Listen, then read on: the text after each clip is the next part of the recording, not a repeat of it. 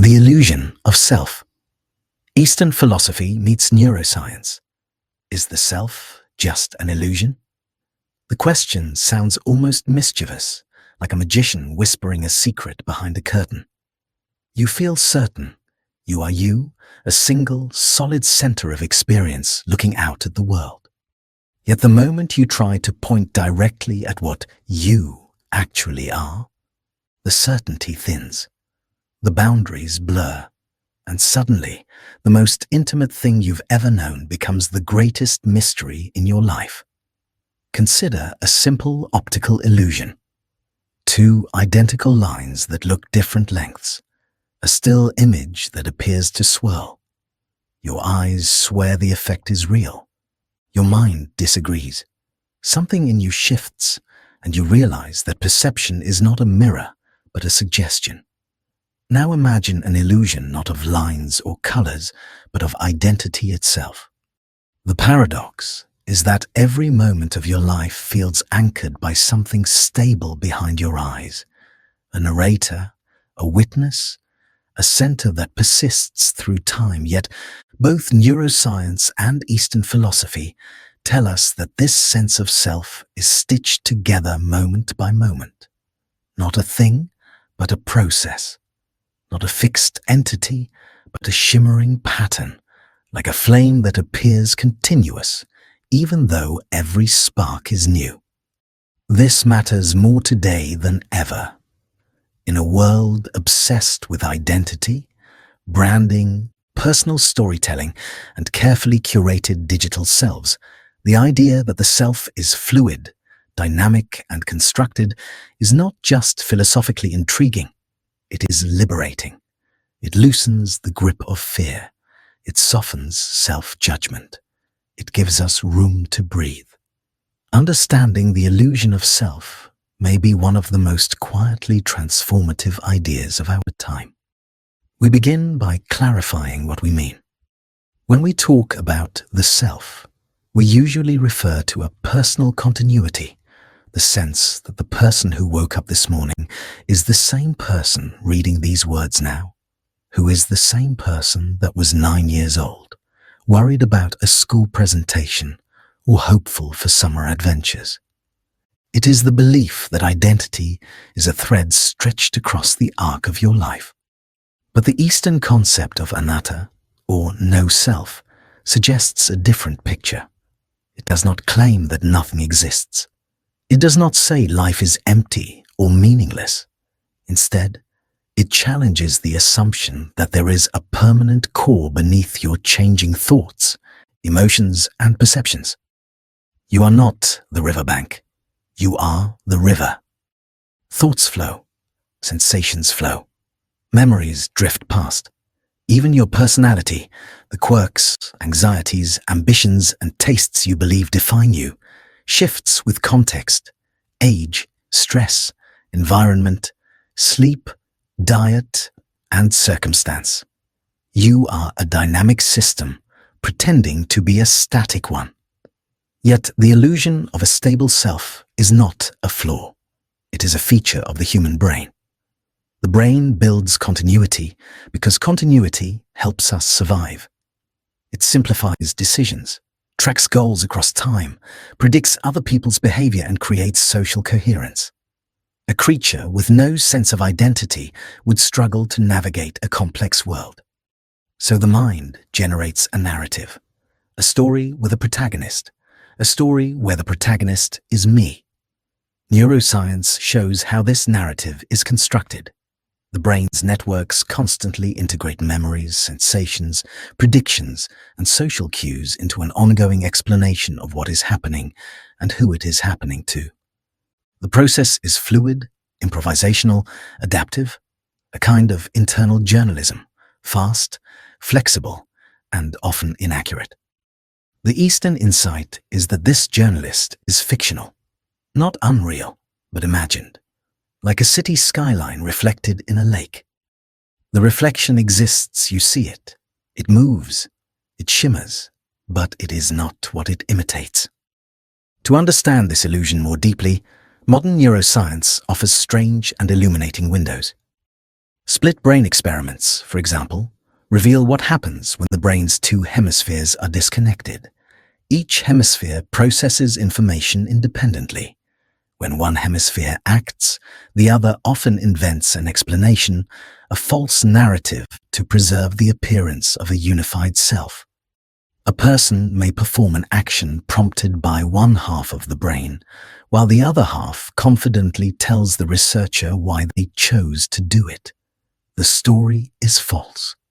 The storyteller is convinced. Here, the illusion is caught in the act. The brain stitches identity together even when the pieces don't match, even when unity is impossible. It cannot tolerate the idea of fragmentation, so it generates coherence, like a director cutting together mismatched scenes into a seamless film. The default mode network. A set of brain regions most active when the mind is wandering, daydreaming or introspecting, seems to be involved in this narrative work. It drifts through memories, simulates futures, evaluates social situations, and creates an inner monologue. When overactive, it feeds rumination and anxiety. When quieted, through meditation or flow states, the boundaries of self soften. Neuroscientists sometimes describe the mind as a prediction machine, but it is also a story machine, a self-generator, a weaver of identity. And Buddhist philosophy recognized this long before fMRI machines existed. It observed that the sense of self arises from grasping at changing sensations and calling them mine. It noticed that identity becomes rigid and painful when we cling to labels, narratives, and expectations.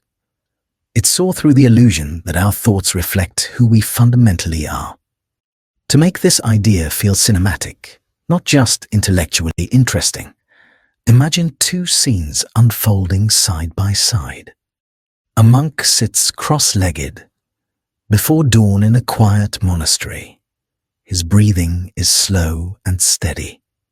For years he has watched the swirl of thoughts appear and disappear like birds crossing an open sky. Some thoughts are pleasant, some painful, some loud, some faint. Most are repetitive, familiar loops. But one morning, something shifts. He sees the thoughts arise without any owner. He watches sensations pulse and fade without anyone controlling them. He notices that the feeling of I is just another sensation, subtle, persistent, but not solid, not special, not separate. In that soft moment, the illusion loosens. The self dissolves not into emptiness, but into clarity, like mist illuminated by morning light. Now cut to a neuroscientist in a dimly lit lab. Screens glow with neural activity. Electrodes gently pulse with data. She watches the brain in real time as it assembles identity from 1,000 fragments: memory, attention, emotion, prediction. She sees neural networks firing to integrate past experiences with present context, shaping how a person explains their choices. She notices the same pattern the monk observed: thoughts without an owner, sensations without a central controller, identity woven on the fly. She realizes that the brain doesn't find the self, it constructs it. Two paths, one through silence and introspection, one through measurement and analysis, both pointing to the same truth. The self is a story the mind tells to make sense of experience. In the modern world, this illusion of self has taken on new forms. Digital identity amplifies the pressures of self-construction. Social media encourages us to present polished fragments of ourselves to an invisible audience. We curate, refine, select. We become our own publicists. Every posting is an edited reflection, every story a crafted highlight. The self becomes a performance part, aspirational, part defensive, part habitual. We compare our internal chaos with others' external curation and feel the gap like a wound. We imagine that our inner doubts and flaws contrast shamefully with the confident personas around us. We forget that everyone is scrambling behind the scenes, constructing their own narratives, wrestling with their own illusions. Identity becomes a branding exercise, a pressure, a burden. Rigid identities, personal, political, cultural, create conflict. If the self is fixed, then threats to our beliefs feel like threats to our existence. But if identity is fluid, change becomes possible. Compassion becomes possible. Understanding becomes possible. The distance between self and other narrows. Recognizing the illusion of self is not about erasing individuality. It is about loosening the grip of the narratives that imprison us. It is about realizing that the stories we tell ourselves, I am anxious, I am broken, I am superior, I am unlovable, I am destined for failure, are interpretations, not truths. They are patterns, not prisons. Practical wisdom flows naturally from this understanding. You can observe thoughts as events in the mind, not as identity. A negative thought becomes a cloud passing through a sky, not a definition of who you are. You can detach from internal narratives. When the mind tells a story, I always mess things up, I never get better, you can recognize it as a habit of perception, not a prophecy. You can cultivate compassion by noticing that others' struggles arise from the same processes that generate your own.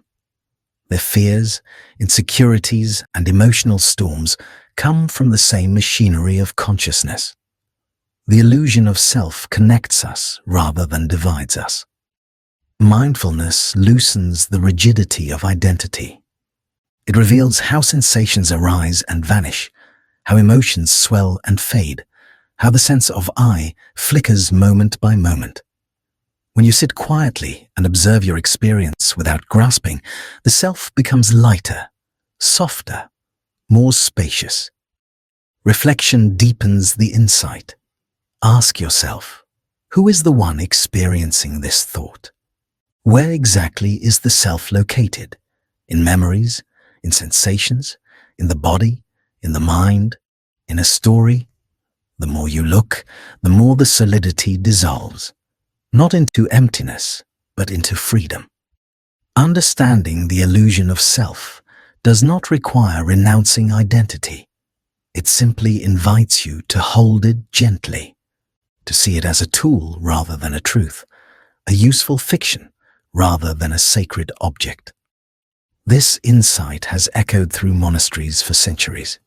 Now it resonates in neuroscientific journals, and it matters profoundly for the modern mind, anxious, overstimulated, constantly evaluating itself against impossible standards. When the illusion loosens, life becomes lighter, the world becomes kinder, experience becomes more vivid, the edges soften, and the space within expands. Here is part 2. Approximately 3,000 words, of the illusion of self. Eastern philosophy meets neuroscience. The illusion of self. Eastern philosophy meets neuroscience. Part 2. The illusion of self does not simply dissolve because we intellectually understand it. Insight unfolds slowly, like dawn brightening the edges of a landscape. You notice small shifts first. A little more space around a stressful thought, a brief pause before reacting to criticism, a softer tone towards yourself when you make a mistake. The illusion loosens, not with sudden revelation, but with repeated glimpses of how experience actually works. To deepen this understanding, let's move closer to the machinery of identity, not the abstract idea of self, but the moment-to-moment construction of it. At any instant, the brain is processing streams of sensory input, the texture of your shirt, the temperature of the air, the pressure in your feet, faint background noises, the sight of these words. Most of this never reaches awareness. The brain filters, compresses, and prioritizes. What makes it through the filter becomes your experience. Everything else vanishes. If your awareness included every detail the brain processed, the world would be overwhelming. So the mind creates a narrative focal point, a simplified user interface. And from that simplification emerges the sense of a single observer witnessing the world. But there is no single observer in the brain. There is a network of interacting subsystems, each specializing in particular functions. Some manage posture, others track faces, others detect threats, others evaluate social cues, others retrieve memories, others predict what might happen next. Each system fires in parallel, sharing information through a complex choreography of signals. You are the choreography, not a conductor. The self feels unified because the brain's architecture hides its internal complexity, presenting a seamless experience instead of fractured subsystems. This is the same trick your smartphone uses. Beneath the smooth interface are thousands of processes, threads, and circuits operating independently. But you experience it as one device, one user environment, one self. Eastern philosophy saw this centuries ago. It taught that the sense of self was a composite of parts, sensations, feelings, intentions, perceptions woven together by habitual clinging. What felt like I was simply the mind grasping at patterns. Modern neuroscience confirms that the self emerges from combination rather than essence. Identity is not discovered within the brain. It is constructed by the brain. But why does the illusion feel so convincing? Because the alternative, a fragmented, constantly shifting bundle of processes, would make long-term planning impossible. A coherent self provides stability. It allows you to remember your goals, sustain relationships, maintain a job, and form a sense of moral continuity. Without the illusion, life would feel chaotic. The brain evolved to prefer a stable story over a messy reality. Yet the story comes with costs. A rigid self becomes an emotional echo chamber. Thoughts take on extra weight when they are believed to reflect who you fundamentally are. I made a mistake becomes I am a failure. I felt anger becomes I am an angry person. The stories magnify the suffering. Eastern philosophy compares this to holding a rope in the dark. You mistake it for a snake. Your fear is real, but the cause is misperceived. Once you bring light to the scene, the rope remains, but the fear dissipates. The rope is the mind. The snake is the self. The neuroscientist's lab offers another illuminating clue. Studies show that when people meditate deeply, reducing the brain's automatic narrative activity, the boundaries of self begin to blur. Activity in the default mode network decreases. Regions associated with sensory awareness become more prominent. Practitioners often describe the resulting experience as spacious, boundaryless, open. They do not report becoming nothing. They report becoming more connected. This is a key point. Seeing through the illusion does not erase identity. It dissolves the sense of isolation around it.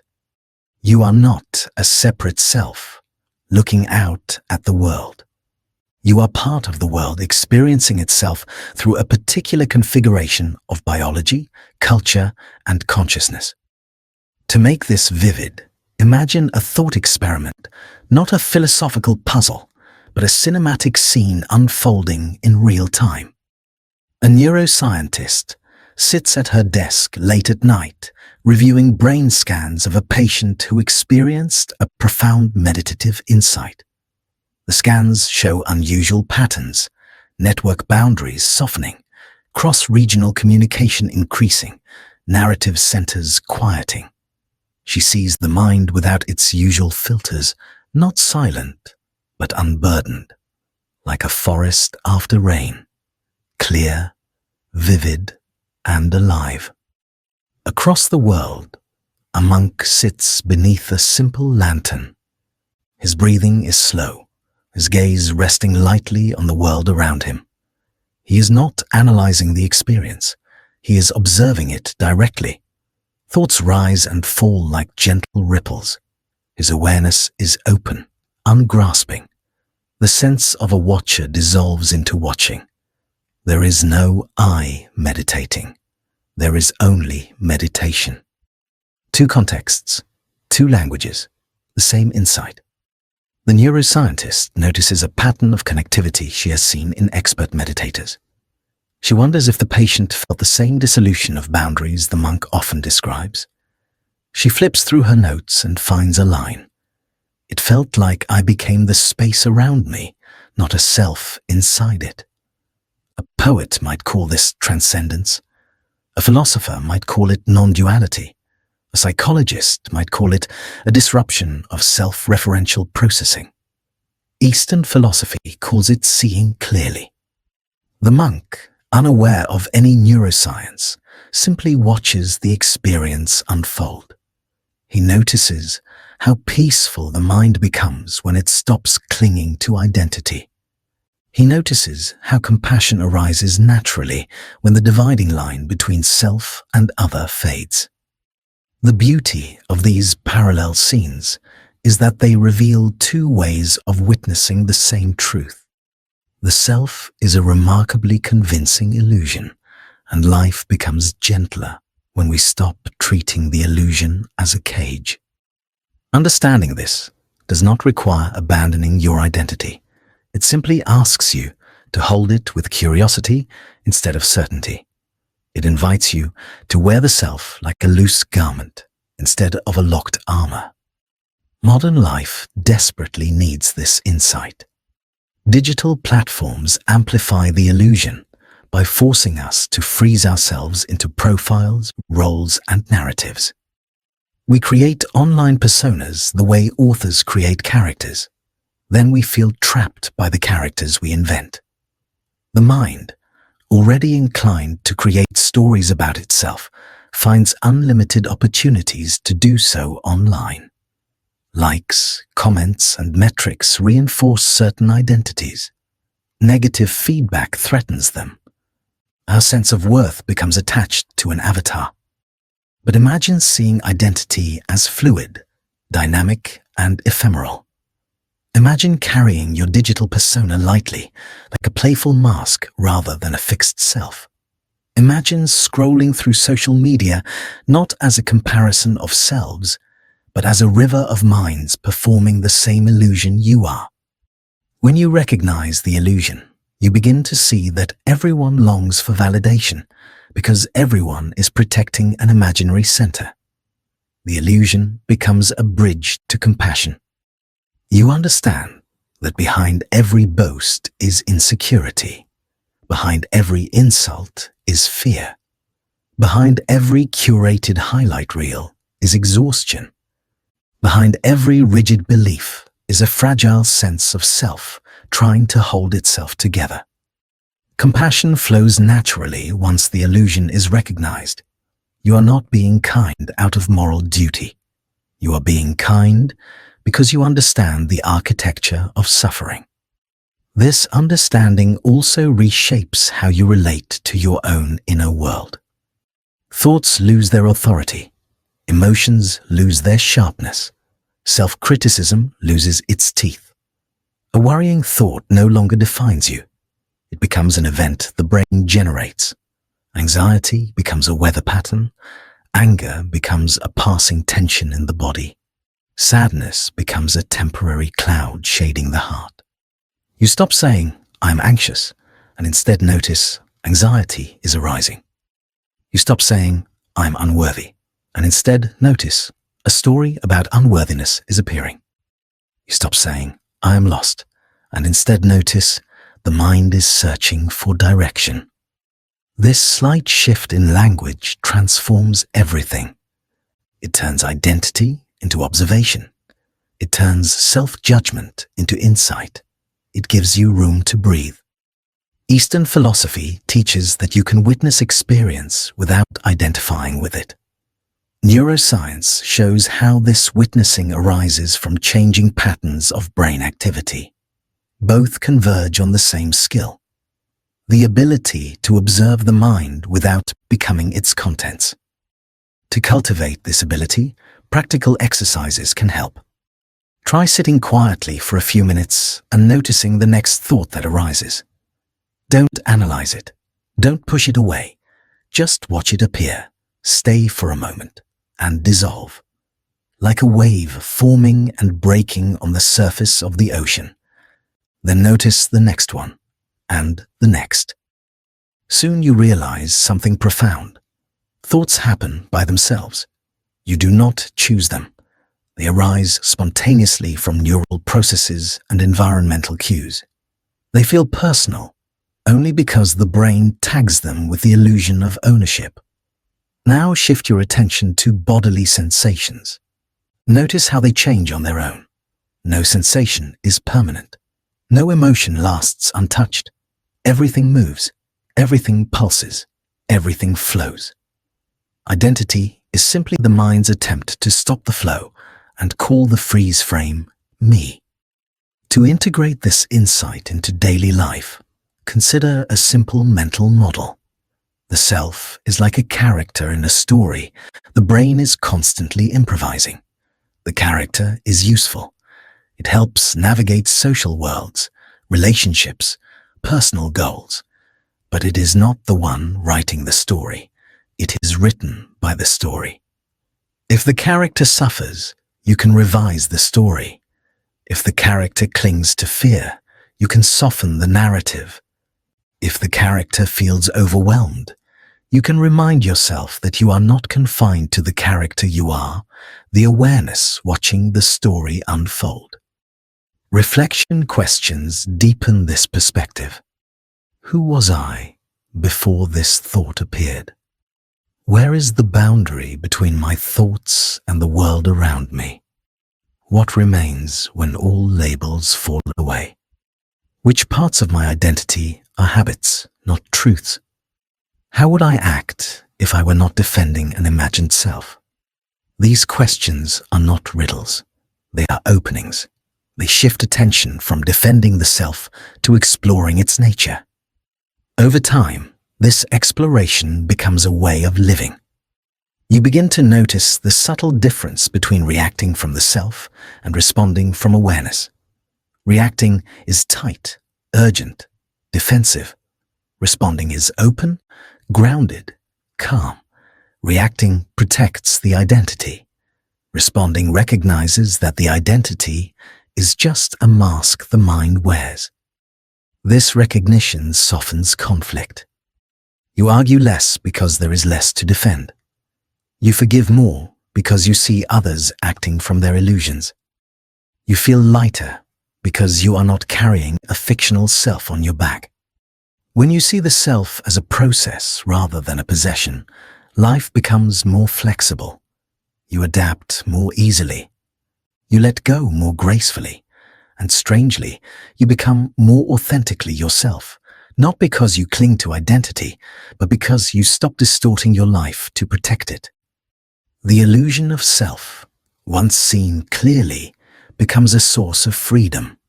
You no longer need to be someone. You can simply be. Not nothing, not nobody, but a fluid, responsive, open presence in the world.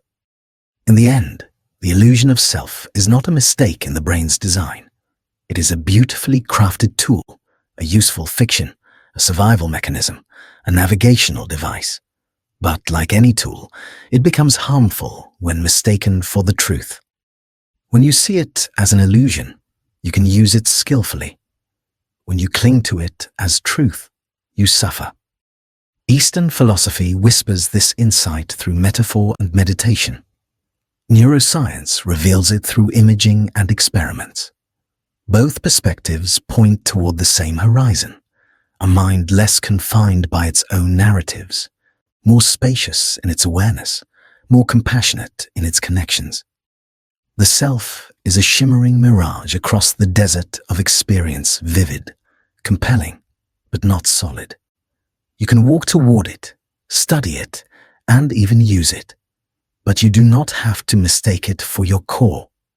Your core is not a thing. It is a capacity, the capacity to observe, to feel, to experience, to change. In this realization lies a quiet liberation. The mind relaxes its grip, the heart softens, the world becomes clearer, and the illusion, once exposed, no longer confines you. It becomes a window through which you see the fluid, luminous nature of being itself.